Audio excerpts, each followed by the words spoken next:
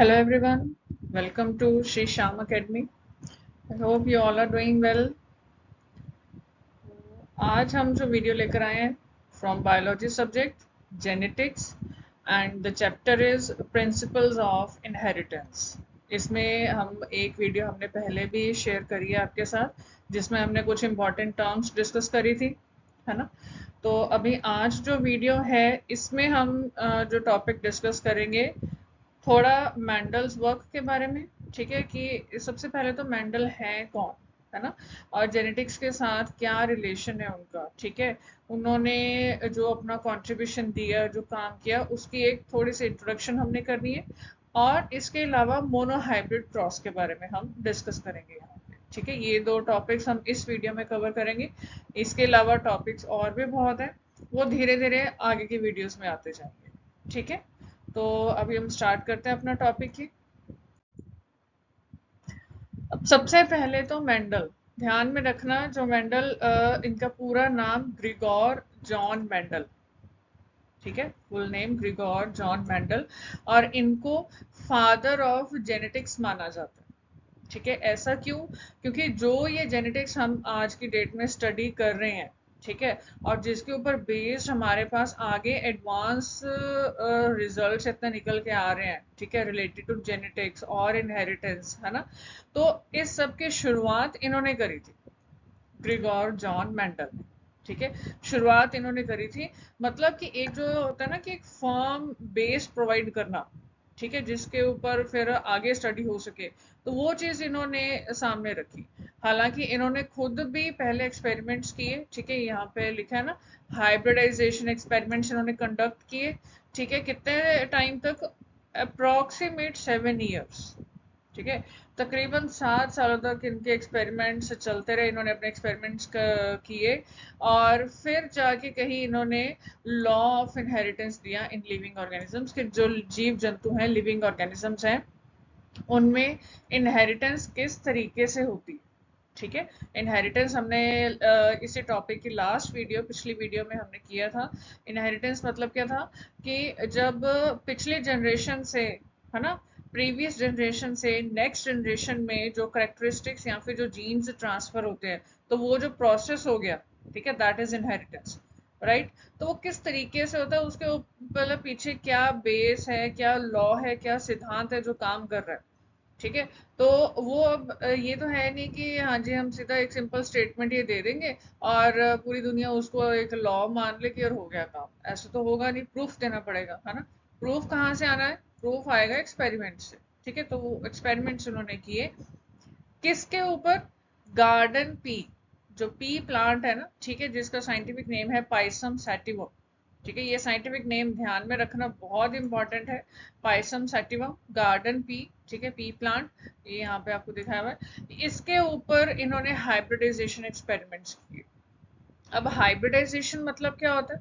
ठीक है, देखो, कुछ जो मेन कीवर्ड्स होते हैं ना, उनका आपको मीनिंग पता होना जरूरी है। ठीक है, जैसे गार्डन पी प्लांट हो गया, पाइसम सैटिवम साइंटिफिक नेम हो गया, ठीक है। 7 ईयर्स, वो ये एक की टर्म होगी कि कितने सालों तक उन्होंने किया। लॉ ऑफ इनहेरिटेंस हो गया इन लिविंग ऑर्गेनिजम्स, ओके। एक है कि ये हाइब्रिडाइजेशन एक्सपेरिमेंट। हाइब्रिडाइजेशन मतलब हो गया वही चीज कि कोई भी दो चीजें हैं, उनको जब कंबाइन करना है, कंबाइन करके कुछ एक नई चीज बन रही है। ठीक है, तो इस सब के ऊपर स्टडी करना। पहले तो उन्होंने ये देखना कि जो वो दो अलग अलग तरीके के पी प्लांट को कंबाइन कर रहे हैं, या फिर मेटिंग करवा रहे हैं, या फिर क्रॉसिंग करवा रहे हैं, तो वो कैसे, जो भी पर्टिकुलर करेक्टर वो देख रहे हैं किसी टाइम पे, है ना, तो वो चीज, ठीक है, कि वो किस तरीके से है।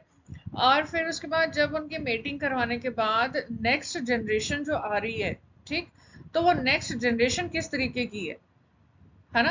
पेरेंट वन के साथ ज्यादा मैच हो रही है, या पेरेंट टू के साथ ज्यादा मैच हो रही है, या फिर दोनों के ही कुछ कुछ करेक्टरिस्टिक्स आए हैं न्यू जनरेशन में, या फिर बिल्कुल ही कुछ नई चीज, कोई नया कलर बन गया है, किस तरीके से, कैसे।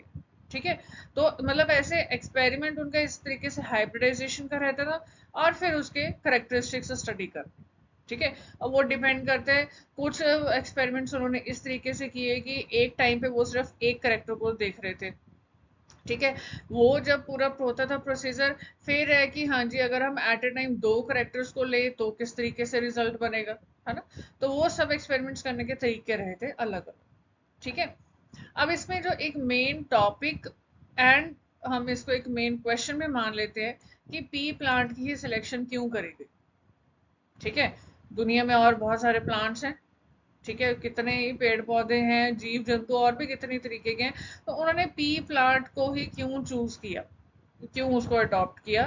तो उसका रीजन देखो, एक तो ये था कि जो पी प्लांट है ना उसके कंट्रास्टिंग करेक्टर्स जो हैं, ठीक है, अलग अलग जो करेक्टर्स हैं वो कई सारे आ जाते हैं।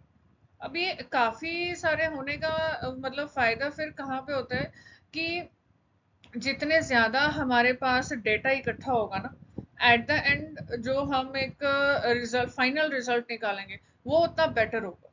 ठीक है, ये स्टैटिस्टिक्स में ये एक चीज आ जाती है कि डेटा जितना ज्यादा होगा उतना मतलब ज्यादा का मतलब ये भी नहीं कि अननेसेसरली इकट्ठा करी जाना है, नहीं, मतलब ये है कि एक प्रॉपर अमाउंट ऑफ डेटा कुछ होना चाहिए। ठीक है, ताकि फिर हम रिजल्ट भी बढ़िया निकाल सकें। ये नहीं है कि सिर्फ मतलब एक साल वो एक्सपेरिमेंट करते, ठीक है, कोई दो करेक्टर्स के ऊपर और मतलब कि 10 ऑब्जर्वेशंस निकालते एंड उसके ऊपर बेस्ड रिजल्ट दे देते वो एक साल के बाद। जी नहीं, इस तरीके से हम ये नहीं कह सकते थे कि हाँ जी जेनेटिक्स की एक नींव रखी गई है, वो चीज़ नहीं होनी थी, वो तो फिर एक जनरल एक्सपेरिमेंट हो जाता, वो तो जैसे हम लैब में करते हैं सिंपल वो चीज़ हो जाती।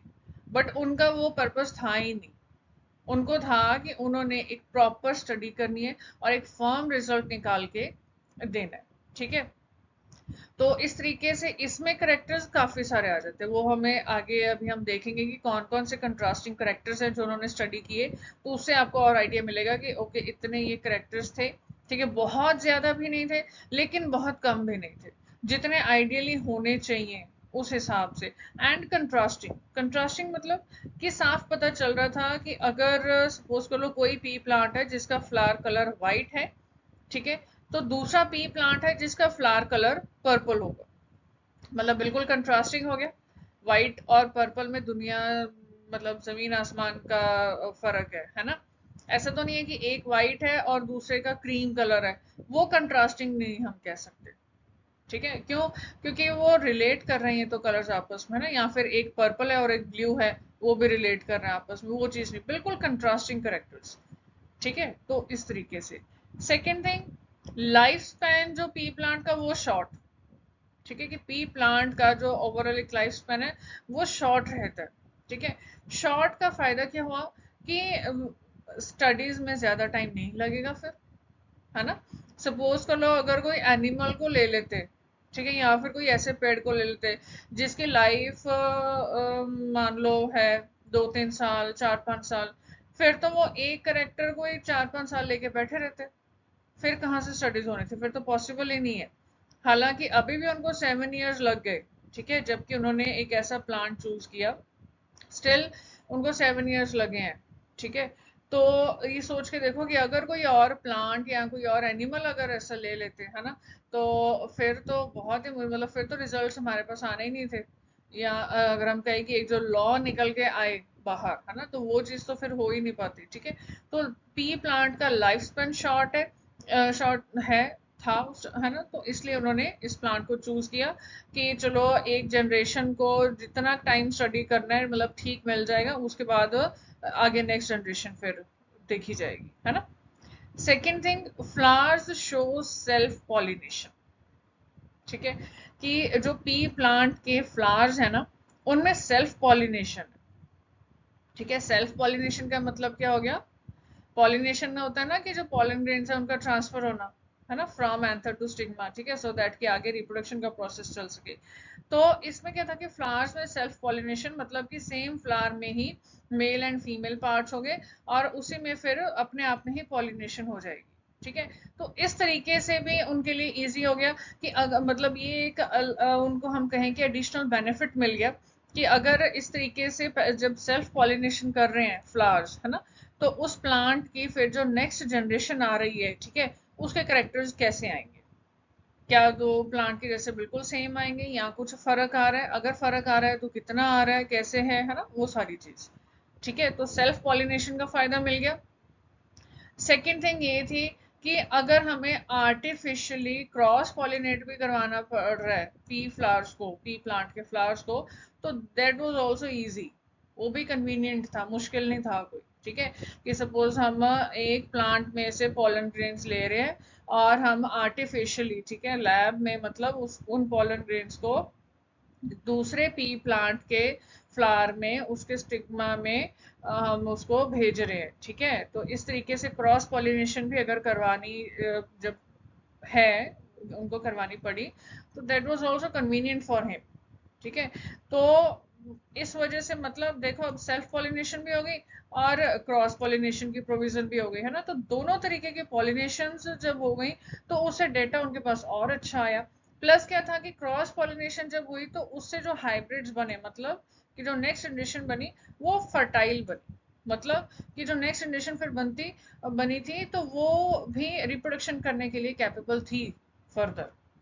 ठीक है, तो इस तरीके से ये कुछ मेन हम कह सकते हैं रीजंस रहे जिस वजह से मैंडल ने जो पी प्लांट है, गार्डन पी प्लांट है पाइसम सैटिवम, ठीक है, उसको अडॉप्ट किया अपने हाइब्रिडाइजेशन एक्सपेरिमेंट्स के लिए। समझ में आई बात? ठीक है जी। अब यहाँ पे वो करेक्टर्स आते हैं जो मेंडल ने स्टडी किए, ठीक है, इन पी प्लांट, है ना, हमने पीछे किया था ना, distinct contrasting characters studied by Mendel. ठीक है, तो इसमें पी प्लांट में उन्होंने 7 करेक्टर्स जो हैं वो स्टडी किए थे। 7 करेक्टर्स कौन कौन से? देखो, सबसे पहले जैसे स्टेम हाइट। ठीक है, अब कंट्रास्टिंग ट्रेट्स का मतलब क्या हो गया, जिसमें एक आता है डोमिनेंट और एक आता है रिसेसिव। ठीक, डोमिनेंट का डोमिनेंट का मतलब क्या हो गया, हमने उसमें किया था पिछली उसमें वीडियो में, डोमिनेंट मतलब जो करेक्टर, जो फीचर शो हो रहा है ना, बाहर निकल के आ रहा है। ठीक है, दैट वाज द डोमिनेंट। और रिसेसिव, जो चीज मतलब बाहर नहीं एक्सप्रेस हो पा रही है, ठीक है, नहीं निकल के आ रही है। ठीक है, तो स्टेम हाइट में देखो, अब डोमिनेंट और रिसेसिव दो तरीके से हो गए। एक तो हो गया कि टॉल, जो कि डोमिनेंट करेक्टर, और रिसेसिव मतलब उसके कंट्रास्टिंग क्या था, ड्वार्फ। मैं कहने का मतलब, अगर हम यहाँ पे देखें स्टेम हाइट, ये वाला है, ठीक है, यहाँ तो है टॉल, यहाँ पे है ड्वार्फ, मतलब कि पी प्लांट यहाँ तो लंबा होगा या फिर वो छोटा होगा। ड्वार्फ मतलब शॉर्ट हाइट, ठीक है, छोटा। इसी तरीके से अगर और हम देखें, जैसे फ्लावर कलर की बात है, फ्लावर कलर में डोमिनेंट है वॉयलेट कलर और रिसेसिव है वाइट। यहाँ पे ये रहा फ्लावर कलर। ठीक है, फ्लावर कलर में डोमिनेंट मतलब पी प्लांट का जो फ्लावर कलर है, डोमिनेंट हो गया ये वॉयलेट वाला, और अगर रिसेसिव होगा तो वो होगा ये वाइट। बिल्कुल ही कंट्रास्टिंग है। ठीक है, इस तरीके से फ्लावर पोजीशन हो गई एक्सियल, या फिर एक्सियल डोमिनेंट है और रिसेसिव टर्मिनल है फ्लावर पोजीशन, ये हो गई एक्सियल। ठीक है, एक्सियल मतलब कि जो इस तरीके से कुछ साइड्स पे निकल के आ रही है। ठीक है, ये डोमिनेंट वाली है। और टर्मिनल रिसेसिव मतलब कि पूरा प्लांट नीचे और सिर्फ ऊपर टर्मिनल पे कोने पे जाके बिल्कुल फ्लावर्स हैं। ठीक है, ये टर्मिनल पोजीशन हो गई फ्लावर्स की, और ये रिसेसिव है ट्रेट। ठीक है, इस तरीके से ये वो 7 करेक्टर्स हैं। और यहाँ पे पिक्चर में साथ में आपको दिखाया, जैसे सीड शेप है राउंड और रिंकल्ड। राउंड बिल्कुल गोल गोल, रिंकल्ड क्या हो गया, थोड़ा जैसे प्रॉपर राउंड नहीं है, बीच बीच में कहीं किधर से मतलब अंदर को है, कहीं किधर से है, रिंकल्ड है इस तरीके से। सीड कलर देखा जाए तो वो येलो और ग्रीन, येलो डोमिनेंट, ठीक है, और ग्रीन हो गया रिसेसिव। इस तरीके से पॉड शेप हो गई। पॉड शेप, पॉड शेप में देखो आपको ना दो वर्ड्स ध्यान में रखना, जैसे यहाँ पे पॉड शेप डोमिनेंट वाला इन्फ्लेटेड लिखा हुआ है, यहाँ पे लिखा हुआ है फुल। आप दोनों में से कुछ भी यूज कर सकते हो, चाहे इन्फ्लेटेड लिख लो चाहे फुल लिख लो, वो एक ही बात होगी। कोशिश करना कि इन्फ्लेटेड, क्यों, क्योंकि ज्यादातर जगह पे इन्फ्लेटेड लिखा हुआ ही मिलता है वैसे। बाकी अदरवाइज अगर फुल भी लिख दोगे तो कोई इशू नहीं है, क्योंकि पहले मेंशन तो करना ही है आपने कि आप कौन से करेक्टर की ट्रेट की बात कर रहे हो। ठीक है, तो उसमें कौन सा डोमिनेंट ट्रेट है और कौन सा रिसेसिव ट्रेट है, वो मेंशन तो करोगे, तो वहां पे जो एक चीज मेंशन करोगे बस आगे क्रॉस में भी उसी को ही कंटिन्यू रखना है। ठीक है, रिसेसिव इसमें है कंस्ट्रक्टेड, वो तो सेम ही है, कंस्ट्रक्टेड हो गया। ठीक है, कि इस तरीके से मतलब कि बिल्कुल स्मूथ प्लेन नहीं है जहाँ पे। ठीक, और पॉड कलर ग्रीन या फिर येलो। अब ये ध्यान रखना कि जो ये सीड हो गया और जो ये पॉड हो गया, इनमें कंफ्यूज नहीं होना है। सीड कलर डोमिनेंट येलो है, ठीक है, और रिसेसिव ग्रीन है। पॉड कलर डोमिनेंट ग्रीन है, मतलब जो मटर का छिलका होता है डोमिनेंट ग्रीन है, रिसेसिव येलो होगा। ठीक है जी, इस चीज का थोड़ा ध्यान रखो। तो पता चल गया, आइडिया हो गया कि कौन से करेक्टर्स किस तरीके के है ना, मतलब जो उन्होंने स्टडी किए थे, 7 contrasting characters. Okay, studied by Mendel in pea plant. Okay, अब नेक्स्ट हमारे पास जो टॉपिक आता है that is this monohybrid cross. ठीक है, ये, और इस टॉपिक को हम ये भी बोल देते हैं कि इनहेरिटेंस ऑफ वन जीन, मतलब कि जब हम सिर्फ अभी एक जीन की इनहेरिटेंस की बात करेंगे, सिंगल जीन की बात करेंगे, या फिर अगर हम कहें कि सिंगल ट्रेट या फिर सिंगल करेक्टरिस्टिक की बात करेंगे। ठीक है, कि वो किस तरीके से उसकी इनहेरिटेंस हो रही है from the parent generation to the next generation. ठीक है, समझ में आ गई ये चीज। तो अब इसमें देखो, इसको अब मोनो हाइब्रिड क्रॉस भी बोल देते हैं। अब ये जो मोनो हाइब्रिड क्रॉस है ना, इसको हम वर्ड को थोड़ा पहले ब्रेक करेंगे ताकि हमें समझ में आ सके कि मोनो हाइब्रिड क्रॉस है क्या चीज। यहाँ पे लिखा भी हुआ है, मैं आपको बता दूं। देखो, मोनो का मतलब क्या होता है, जहां पे मोनो वर्ड आ रहा है, मोनो वर्ड मतलब वन, सिंगल। ठीक है, कोई भी जब एक चीज की बात हो रही है, सिंगल चीज की बात हो रही है, तो वो हो गया मोनो। नेक्स्ट है हाइब्रिड। हाइब्रिड क्या होता है, कोई भी दो चीजें जब कंबाइन हो रही हैं तो कोई एक चीज जब बन रही है ना, कोई दो चीजों को कंबाइन करके, या फिर अगर हम यहाँ पे बात करें कि उनकी मीटिंग करवा के या क्रॉसिंग करवा के जब कोई एक नई चीज बन रही है, तो उसको फिर हम बोल देते हैं कि वो आपका एक हाइब्रिड तैयार हो रहा है। ठीक है, और साथ में लिखा हुआ है क्रॉस। क्रॉस तो मतलब वही हो गया कि मीटिंग करवाना, क्रॉसिंग करवाना, मिलाना कोई दो चीज को, है ना। यहाँ पे हम लिविंग बींग्स की बात कर रहे हैं, और पर्टिकुलरली इस क्रॉस में हम पी प्लांट की बात कर रहे हैं। ठीक है, तो मोनो हाइब्रिड क्रॉस क्या होगा, वो क्रॉस है जहां पे हमने हाइब्रिड को स्टडी करना है। ठीक है, मतलब कि जो नेक्स्ट जनरेशन आएगी उसको स्टडी किया जाएगा, लेकिन किस तरीके से, single character at a time.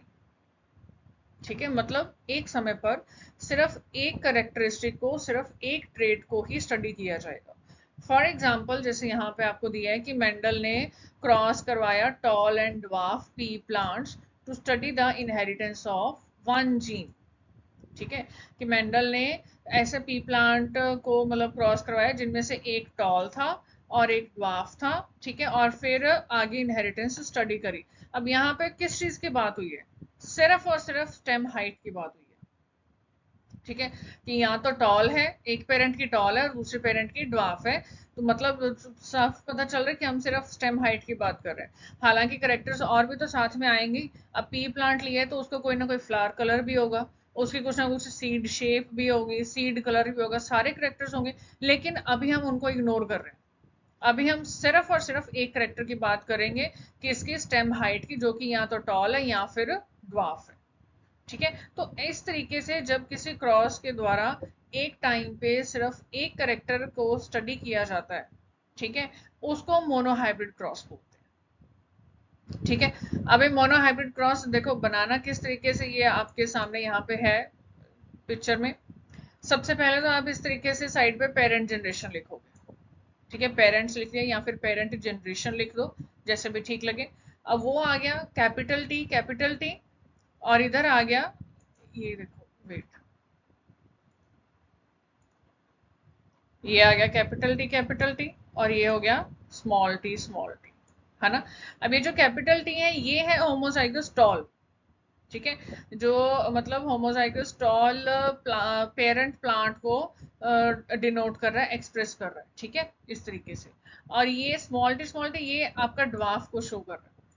ठीक है, वो पेरेंट प्लांट जो ड्वार्फ है, जो छोटा है। ठीक है जी। अब पेरेंट जनरेशन से फिर आगे क्या होगा, ये जो ये यहाँ पे ये जो क्रॉस है, ये हमें क्रॉसिंग का ही निशान है। ठीक है, ये क्रॉसिंग ही हो रही है, तो वो चीज ही दिखाई गई है यहाँ पे। गैमीट्स बन रहे हैं फिर आगे। पेरेंट जनरेशन के बाद क्या होगा, गैमीट्स बनेंगे। गैमीट्स क्या होता है, रिप्रोडक्टिव यूनिट होते हैं इन द लिविंग ऑर्गेनिजम्स, है ना। सेक्सुअल रिप्रोडक्शन में रिप्रोडक्टिव यूनिट क्या होती है, गैमीट्स होते हैं, है ना। तो सबसे पहले गैमीट्स बनेंगे, उसके बाद क्रॉसिंग होगी और फिर नई जनरेशन आती है। ठीक है, तो वही चीज है यहाँ पे। अब देखो गैमीट्स जब बनने हैं तो वो क्या होगा, वो आपके इस तरीके से हैप्लॉइड फॉर्म में आएंगे ये। ठीक है, अब क्योंकि पेरेंट जनरेशन में जो होमोजाइगस टॉल है, होमोजाइगस टॉल मतलब कि दोनों एलील्स सेम है। किया था पिछले वीडियो लेक्चर में किया था कि होमोजाइगस और हेट्रोजाइगस टर्म क्या चीजें थी, है ना। तो अब यहाँ पे क्या, दोनों होमोजाइगस है मतलब कि दोनों एलील्स सेम है, कैपिटल डी कैपिटल टी। ठीक है, तो उसका फिर क्या हो गया कि यहाँ पे एक सिंगल कैपिटल टी आगे आ जाएगा। आना तो सिंगल ही है, क्यों, क्योंकि गैमीट्स जो है वो हमेशा हैप्लॉइड स्टेट में होते हैं। ठीक है, तो दोनों सेम है, तो दोनों में से एक टी आगे आ जाएगा, कैपिटल टी।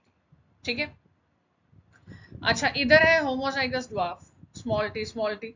ठीक है, अब ये भी दोनों सेम है, होमोजाइगस है तो मतलब दोनों एलील्स सेम होंगे, तो मतलब दोनों में से एक आगे आ जाएगा, तो वो आ गया स्मॉल टी। ठीक है जी, ओके, गैमीट्स बन गए। अब जब गैमीट्स आ गए तो फिर क्या होना है, फिर अब यहाँ पे हम एक स्टेप अब यहाँ पे और ऐड कर सकते हो बीच में, क्रॉसिंग का। यहाँ पे लिख सकते हो मेटिंग या क्रॉसिंग, और इस तरीके से यहाँ पे आप क्रॉसिंग शो कर दोगे। ठीक है, फिर उसके बाद आपकी आएगी F1 जनरेशन। F1 लिख दो या फिर F1 जनरेशन लिख दो, साथ में जनरेशन वर्ड डाल दोगे तो बेटर है। ठीक है, अब उसमें क्या होगा फिर, पेरेंट वन से कैपिटल टी आया, पेरेंट टू से स्मॉल टी आया, और फिर हमारे पास ये जो है फर्स्ट जनरेशन बनी है। ठीक है, F1 जनरेशन ये हमारे पास बन गई है, कैपिटल टी स्मॉल टी। अब है ये भी टॉल। अब ये टॉल किस तरीके से, देखो मतलब ये गैमीट्स से तो हमें पता चल गया कि एक कैपिटल टी आया और एक स्मॉल टी आया, ओके। बट इसका फिनोटाइप, फिनोटाइप भी टर्म करी थी, है ना। फिनोटाइप की मतलब इसका फिजिकल एक्सप्रेशन क्या निकल के आएगा, वो हमें पता चल रहा है कि टॉल है, लेकिन किस तरीके से पता चल रहा है, वो ऐसे पता चल रहा है क्योंकि एक देखो कैपिटल टी प्रेजेंट है और एक स्मॉल टी प्रेजेंट है। मतलब इसका हुआ कि एक आपका डोमिनेंट अलील प्रेजेंट है और एक रिसेसिव। ये वाला जो है कैपिटल टी, ये आपका डोमिनेंट अलील है, स्मॉल टी आपका रिसेसिव अलील है। तो जब डोमिनेंट और रिसेसिव दोनों प्रेजेंट होंगे तो उनमें से शो कौन सा करेगा, ऑब्वियसली जो डोमिनेंट है वही वाला अपने आप को एक्सप्रेस करेगा, है ना, क्योंकि रिसेसिव वाला तो एक्सप्रेस हो ही नहीं पाएगा फिर जब उसके साथ डोमिनेंट वाला आ गया। तो इस वजह से यहाँ पे फिनोटाइप फिर किसका आ जाएगा, कैपिटल टी का। और कैपिटल टी का फिनोटाइप क्या था कि उसने टॉल होना है, टॉल हाइट होगी। ठीक है, तो ये टॉल बनेगी F1 जनरेशन। अगर यहाँ पे ये पूछा जाए कि जो F1 जनरेशन है वो होमोजाइगस है या हेट्रोजाइगस है, तो उसका आंसर क्या होगा, क्योंकि दोनों एलील्स यहाँ पे अलग अलग हैं। ठीक है, एक एलील आपका कैपिटल टी है और एक एलील आपका स्मॉल टी है, दोनों अलग अलग हैं, तो इस वजह से ये आपका हो गया हेट्रो। ठीक है, अगर दोनों सेम होते तो होमो आ जाता, पर क्योंकि दोनों एलील्स यहाँ पे अलग अलग हैं तो ये हेट्रोजाइगस है। और फिनोटाइप क्या है, टॉल है, क्यों, क्योंकि डोमिनेंट वाला यहाँ पे प्रेजेंट है, तो वो एक्सप्रेस कर जाएगा। समझ में आ गई बात। ठीक है, यहाँ तक तो हो गई F1 जनरेशन। अब आगे क्या है कि जो ये F1 जनरेशन है, आगे इसकी सेल्फिंग करवानी है। सेल्फिंग का मतलब क्या हो गया कि इसकी अपने आप के साथ क्रॉसिंग, सेल्फ क्रॉस करवाना। ठीक है, सेल्फ मेट करवाना, या फिर आप सिंपली सेल्फिंग भी बोल सकते हो। मतलब कि जो ये F1 जनरेशन आपके पास बनी थी, इसकी क्रॉसिंग इसके खुद के साथ ही हो रही है, ये चीज। ठीक है, ओके, अब ये क्रॉसिंग करवाते हैं। अब ये क्रॉसिंग जब करवानी है तो पहले फिर वही है, गैमीट्स आएंगे, है ना, गैमीट्स आएंगे, फिर आगे क्रॉसिंग होगी, फिर हमारे पास F2 सेकेंड जनरेशन बनेगी। ठीक है, अब यहाँ पे पेरेंट वन ये चीज होगी, कैपिटल टी स्मॉल टी। तो इसके गैमीट्स अब क्या बनेंगे, क्योंकि देखो दोनों अलील्स अलग अलग हैं, एक कैपिटल है और एक स्मॉल है, तो गैमीट्स भी फिर दोनों तरीके के हो सकते हैं। हमें क्या पता कि कैपिटल टी आगे जाएगा या फिर स्मॉल टी आगे जाएगा, तो हम दोनों को ही कंसिडर करेंगे। तो एक गैमीट तो हमारे पास बन जाएगा कैपिटल टी और दूसरा गैमीट हमारे पास बनेगा स्मॉल टी। पेरेंट वन के दो गैमीट्स बन गए अलग अलग तरीके के। ठीक है, अब ये पेरेंट टू है हमारे पास। ठीक है, इसमें भी वही चीज है, क्योंकि दोनों अलील्स डिफरेंट हैं, तो एक हमारे पास गैमीट बनेगा जिसमें कैपिटल टी आगे जा सकता है और दूसरा गैमीट हमारे पास बनेगा जिसमें स्मॉल टी आगे जा सकता है। तो पेरेंट टू के भी अपने दो अलग अलग गैमीट्स तैयार हो गए। ठीक है जी, ओके, गैमीट्स बन गया है। फिर से gametes for F2 generation, particularly इस तरीके से कह सकते हो। अब यहाँ पे फिर क्या आगे आएगा कि देखो नेक्स्ट अब क्रॉसिंग का स्टेप फिर से। ठीक है, यहाँ पे लिख देना क्रॉसिंग। ठीक है, क्रॉसिंग शो कर दोगे और फिर उसके बाद ये हमारे पास आएगी F2 जनरेशन। ठीक है, F2 जनरेशन हमारे पास आएगी और F2 जनरेशन बनाने के लिए हम मतलब सिंपल आप क्रॉस करके भी दिखा सकते हो, लेकिन बेटर है अगर इस तरीके से पीनट स्क्वायर बना दो जैसे ये बनाया हुआ है। ठीक है, जैसे सारा मतलब कि पेरेंट वन के गैमीट्स इधर लिख दिए, पेरेंट टू के गैमीट्स इधर लिख दिए और फिर आगे क्रॉसिंग करी गई है। चाहे ऊपर पेरेंट वन के लिख दो, साइड पे पेरेंट टू के लिख दो, वो कोई दिक्कत नहीं है, लेकिन मेंशन कर दो। ठीक है, साइड्स पे मेंशन कर दो पेरेंट वन पेरेंट टू। ठीक है, मेंशन कर दिया। अब यहाँ पे क्रॉसिंग किस तरीके से है,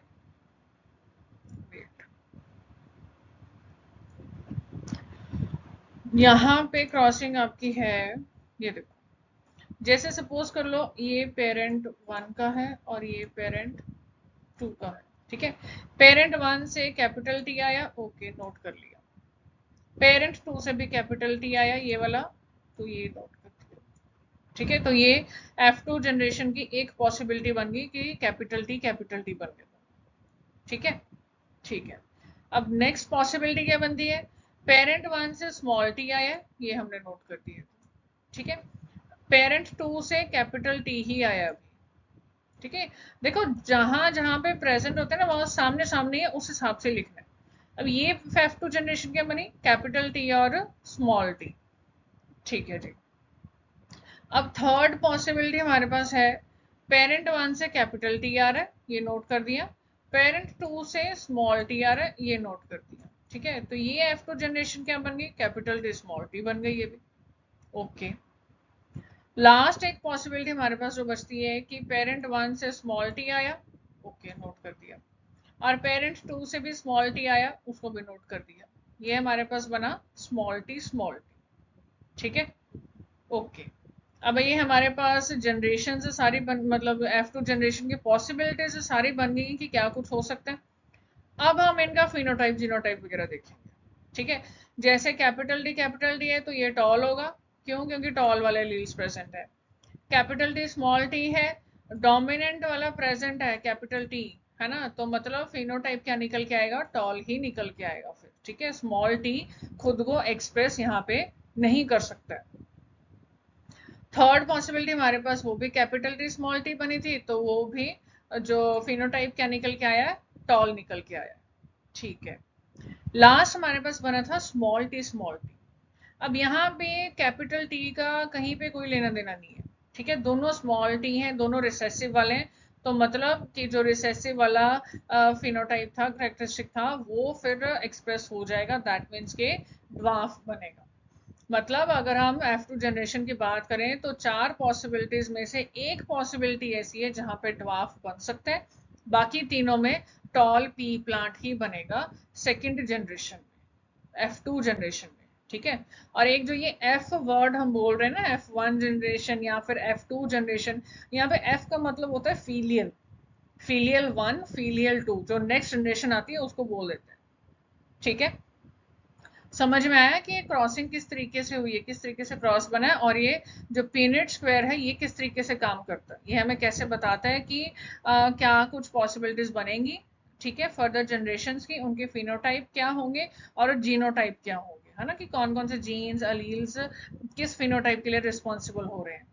ठीक है, अब नेक्स्ट यहाँ पे हमारे देखने की वाली चीज होती है वो है ये रेशोज। कुछ एक आ जाती है हमारे पास ये फिनोटिपिक रेशो, ठीक है, और एक हमारे पास ये आती है जीनोटिपिक रेशो। मोनोहाइब्रिड क्रॉस हम कर रहे हैं तो आगे मोनोहाइब्रिड लिखा हुआ है। फिनोटाइपिक रेशो मतलब क्या हो गया कि फिनोटाइप्स की रेशो क्या है, मतलब कि कितने टॉल बने और उसके कंपैरेटिवली कितने ड्वार्फ बने। जैसे यहाँ पे अगर हम देखें तो हमारे पास 3 टॉल बने, 1 2 एंड 3, तो हमने 3 टॉल लिख दिया। रेशो ड्वार्फ कितने बने, 1, तो 1 हो गया। तो फिनोटाइपिक रेशो मोनोहाइब्रिड क्रॉस की कितनी होती है, 3:1 होती है। इस चीज को ध्यान में रखना, माइंड में रखना अच्छे से। समझ आ गई ये बात? ठीक है, जीनोटिपिक रेशो हम अगर देख लें, ठीक है, जैसे अब सबसे पहले तो टॉल को देख लो। ये हमारे पास जो टॉल बना है ये हमारे पास होमोजाइगस टॉल बना है। होमोजाइगस टॉल मतलब कि कैपिटल टी, है ना। ऐसा हमारे पास सिर्फ एक ही है। अगर ये आप चारों पॉसिबिलिटीज देखो, चारों में से सिर्फ एक ही है जहां पे कैपिटल टी इकट्ठा हुआ है ना, तो वो हमने लिख दिया कि वन होमोजाइगस टॉल है। ठीक है, टॉल तो दो और भी बने, एक ये बने और एक ये बने, लेकिन ये दोनों हेट्रोजाइगस हैं। मतलब इनका जीनोटाइप क्या है, कैपिटल टी और स्मॉल टी। ठीक है, दोनों अलग अलग अलील्स प्रेजेंट है, हेट्रोजाइगस टॉल है। काउंटिंग में कितने हैं, ये 2 हैं, तो हमने क्या लिख दिया, 2। ठीक है, और तो कोई टॉल नहीं बना। चलो ओके, अब ड्वार्फ देख लो। ड्वार्फ कैसा बना, एक ही बना था, और वो कैसा था, होमोजाइगस, क्योंकि दोनों सेम है। स्मॉल टी मतलब कि होमोजाइगस है, कितने बने हैं, एक है। तो जीनोटाइपिक रेशो क्या हो गई, 1:2:1। ठीक है, ये जीनोटाइपिक रेशो हो गई मोनोहाइब्रिड क्रॉस की, जहां पे एक होमोजाइगस टॉल है, 2 हमारे पास हेट्रोजाइगस टॉल है, और एक हमारे पास होमोजाइगस ड्वार्फ है। ठीक है, ये जब आप अभी यहाँ पे तो हमने एक करेक्टर स्टेम हाइट की बात करी है ना, तो उसका हमने क्रॉस बनाया और फिर ये हमने रेशोज यहाँ पे मेंशन करी। ठीक है, इसी तरीके से जब आप बाकी करेक्टर्स के बाकी ट्रेड्स के अगर क्रॉसेस बनाओगे ना, तो वहां पे भी आपके रेशोज ये सेम ही आएंगी मोनोहाइब्रिड क्रॉस की। फिनोटिपिक रेशो आपकी 3:1 ही आएगी। फ्लावर कलर सपोज आप लेते हो तो आपकी 3 वॉयलेट और एंड 1 वाइट, इस तरीके से वो 3:1 ही बनेगा। ठीक है, homozygous violet, heterozygous violet, homozygous white, ठीक है, वो चीजें सब आपको जीनोटिपिक रेशो देंगी, वो 1:2:1 ही आएगी। रेशो ये सेम ही आएगी जब हम नॉर्मल जनरल एक मोनोहाइब्रिड क्रॉस का केस बना रहे हैं। ठीक है, उसमें ये चीज सेम ही रहनी है, मतलब मेथड सारा सेम रहेगा। बस जो है जैसे कैपिटल टी हो गया, स्मॉल टी हो गया, इसकी जगह पर फिर वो वाले करेक्टर के जो है अल्फाबेट्स, वो चीजें बस यहाँ पे लिखी जाएंगी। अदरवाइज प्रोसीजर सारा वो सेम रहेगा। कोशिश करना खुद ट्राई करने की, जो बाकी हमने पीछे 7 करेक्टर्स किए थे ना, तो वो 7 करेक्टर्स में उनमें ट्राई करना कि और आप अपनी तरफ से भी मोनोहाइब्रिड क्रॉस इस तरीके से बना सकते।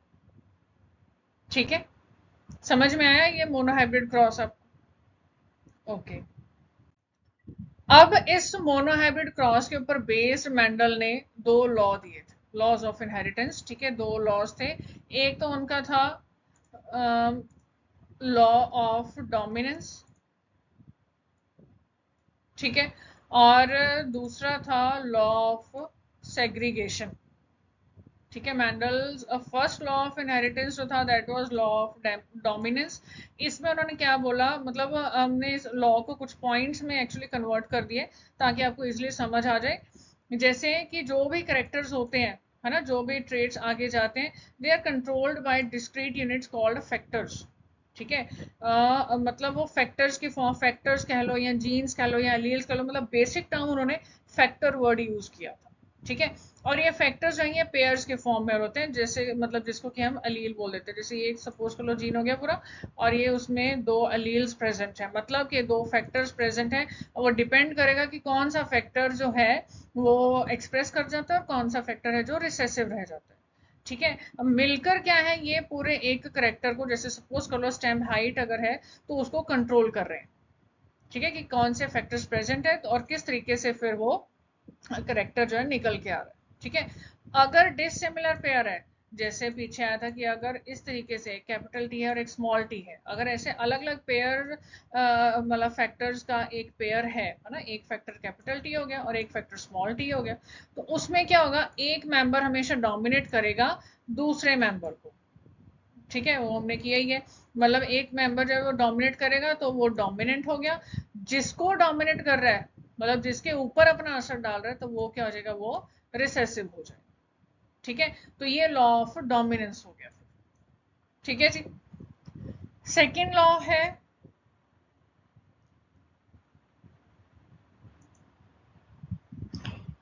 नेक्स्ट जो यहाँ पे है, लॉ ऑफ सेग्रीगेशन।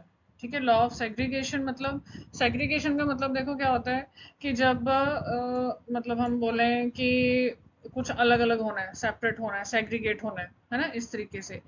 तो वो चीज कहाँ पे आती है, जब गैमीट की फॉर्मेशन होती है। ठीक है, जब गैमीट्स ने बनना है ना, तो उस टाइम पे जो फैक्टर्स होंगे या फिर हम कहें कि जो एलील्स होंगे जो कि पेरेंट्स में एक पेयर के रूप में प्रेजेंट है, तो दे सेग्रीगेट फ्रॉम ईच अदर, इस मतलब such that a gamete receives only one of the two factors. मतलब वही था जैसे पीछे हमने किया था कि जैसे पेरेंट जनरेशन में इस तरीके से है ना, तो आगे जो गैमीट आएगा वो यही चीज बनेगी। ठीक है, या फिर अगर सपोज कर लो दोनों अलग अलग हैं, ठीक है, तो इस केस में क्या हो सकता है कि गैमीट या तो ये बन सकता है या फिर स्मॉल टी आ सकता है।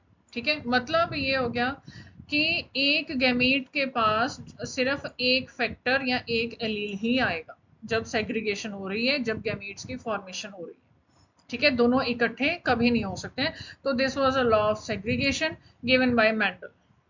ठीक है जी। और एक इस चीज में ध्यान रखना कि जो होमोजाइगस पेरेंट होंगे, जैसे ये चीज हो गई, यहाँ पे क्या है, सिमिलर गैमीट्स बनते हैं है ना। ठीक है, मतलब जैसे कैपिटल टी और स्मॉल टी है तो उसका स्मॉल टी आगे आ जाएगा गैमीट। और अगर हेट्रोजाइगस पेरेंट की बात करें तो वहां पे दो अलग अलग गैमीट्स बनेंगे। मतलब जैसे ये है हेट्रोजाइगस पेरेंट है तो एक कैपिटल टी बन रहा है और एक स्मॉल टी बन रहा है। ठीक है, इस तरीके से अलग ये चीज हो गई। ओके, तो ये आपके दोनों लॉज हो गए जो कि मोनो हाइब्रिड क्रॉस के ऊपर बेस्ड हैं। किसने दिए, ये मैंडल ने दिए अपने एक्सपेरिमेंट्स के द्वारा। ठीक है जी। ओके, तो यहाँ पे हमारा ये वीडियो लेक्चर जो है वो कंप्लीट होता है, जिसमें हमने मेंडल के वर्क के बारे में थोड़ी इंट्रोडक्शन करी थी और हमने मोनो हाइब्रिड क्रॉस के बारे में स्टडी करी। और मोनो हाइब्रिड क्रॉस के ऊपर बेस्ड जो दो लॉज हैं, law of dominance and law of segregation, उन दोनों के पॉइंट्स हमने डिस्कस किए। ठीक है, दोनों लॉज आते किस में, लॉ ऑफ इनहेरिटेंस में ही आ जाते। ठीक है जी। ओके, तो ये हमारा लेक्चर, आज का ये लेक्चर हमारा यहीं पे कंप्लीट होता है। नेक्स्ट लेक्चर जो होगा उसमें हम आगे डाई हाइब्रिड क्रॉस करेंगे। ठीक है, वो बताओ, तब हम देखेंगे कि डाई हाइब्रिड क्रॉस है क्या है, किस तरीके से होता है और उसके ऊपर बेस्ड कौन सा लॉ है ना। और फिर आगे फर्दर वीडियोस में आगे काफी टॉपिक्स और जो है वो कवर होते हैं फिर इसके रिलेटेड। ठीक है, तो ये सारा आपका जो है ये टॉपिक्स कुछ जो है मेन मेन टॉपिक्स जो हम जेनेटिक्स में स्टडी कर रहे हैं।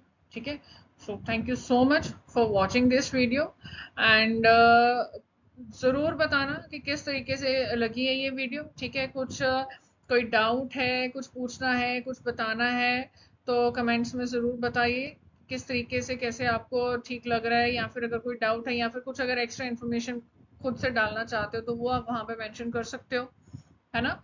और बने रहो हमारे इस चैनल के साथ ताकि आगे फर्दर जो वीडियोस आएंगी उनकी अपडेट्स भी आपको मिलती रहे और उनसे आपको और बढ़िया सीखने को मिलता रहे सब। ठीक है, so thank you so much.